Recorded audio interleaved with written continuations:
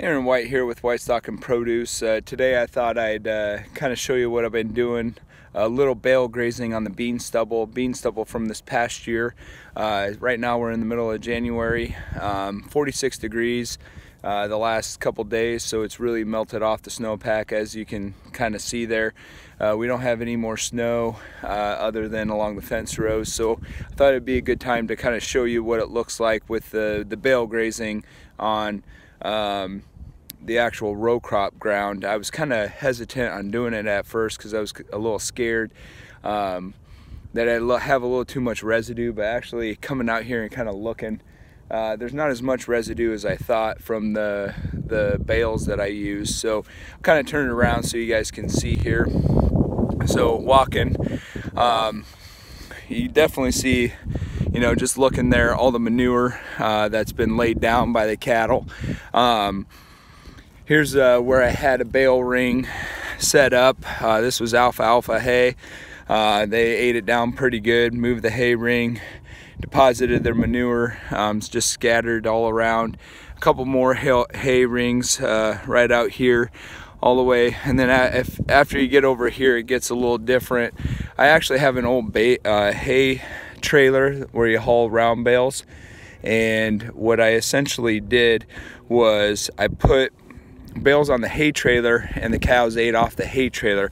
Now if I walk over this way where this blonde cow is, you can definitely see a line that goes towards that oak tree in the distance, and see that it was just a straight line of hay that when I was feeding them, they'd just eat right off it and so forth. So there you go, get a good idea. But as I look, you know, we take a look here, scrape back, I'm down into the soil right there. So there's not a lot of cover that's on the ground in the forest, or in the, so to say, the organic matter. They've really cleaned it up, deposited their manure around, and that's kind of really what I wanted to see. Believe it or not, this field actually had a cover crop on. So about, I'd say beginning of September is when the cover crop was seeded. So the beans were still standing. I flew on some oats and rapeseed just to provide a cover crop, and also I kind of wanted to use it as a feed source for the cattle. Once we took the beans off, they can come in and graze. The feed source, that when the oats grew, I mean, the oats were, after we took off the beans, the oats were about, I'd say about 6 inches tall, and the cattle really had, it gave me about a week's worth of grazing. There's 22 acres here in this field, and so it definitely gave me a little extended grazing on those oats. And as you can see, there's nothing left. They really ate it with those oats, and the oats and the rape. It's a winter kill, so essentially with the freezing temps that we had a couple weeks ago, the -20 degrees that we were having, that would have killed it, hopefully. But although sometimes that doesn't always happen, I don't really see anything still green.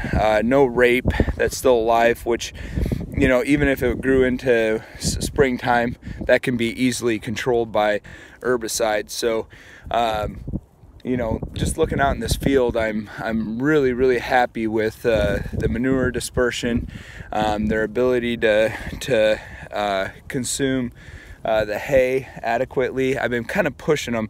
Right now it takes me about 1 day to go through a bale with my herd.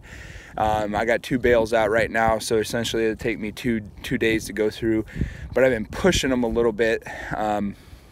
So what I mean by that is, what I do is I feed them the 2 bales, and instead of feeding them after 2 days, I actually push them to a 3rd day, and then they really clean it up. And that's what I really want. I want the least amount of residue left in the field as possible, because corn's going to be planted in here, and we know that corn doesn't like competition, stress at the beginning. So I want to give it as much manure as I possibly can, so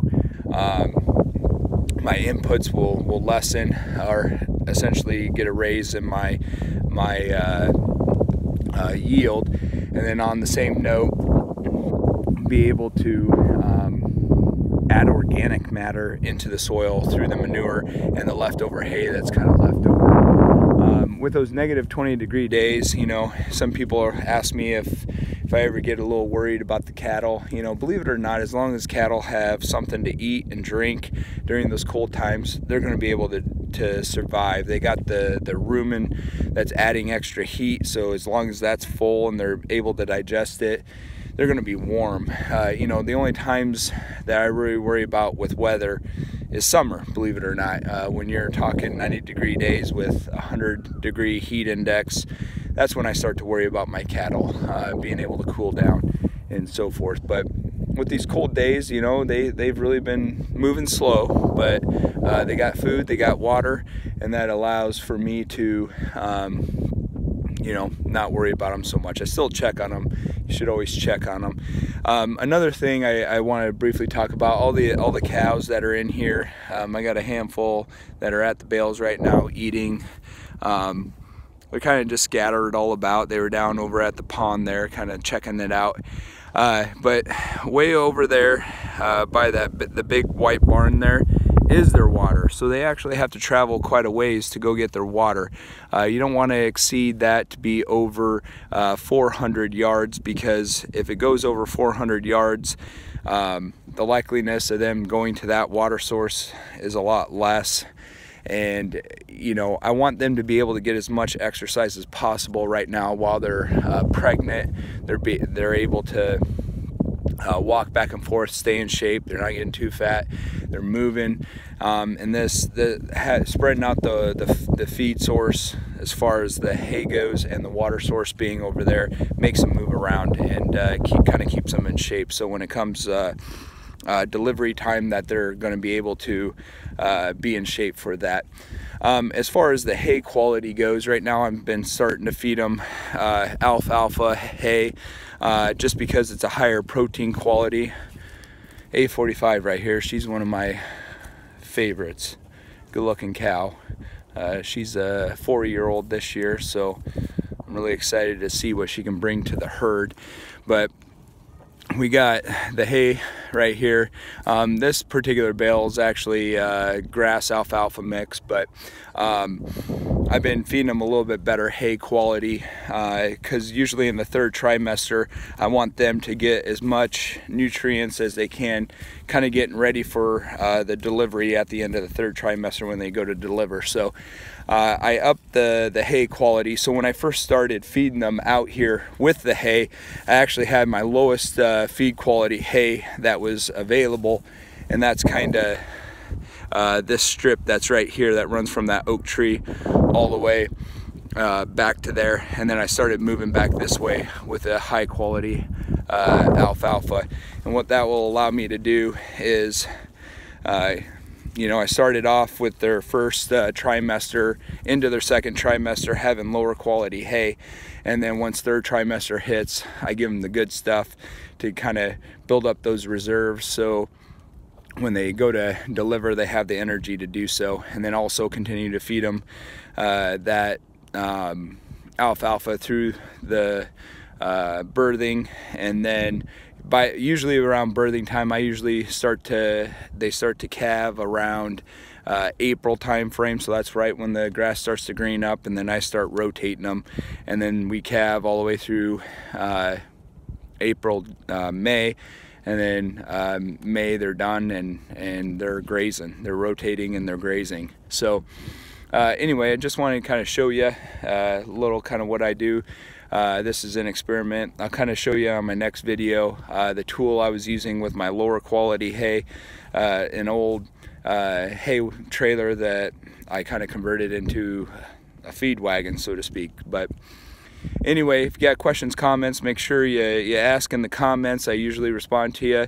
Check out my Facebook page, like it. I also just recently got on Instagram, so definitely check out the Instagram. I try to keep up on those social media sites. So anyway, and also I got my Veterans in Ag sweatshirt on to support veterans. Myself, I was a Marine, so kind of got a rep. All right, anyway, until next time, happy farming.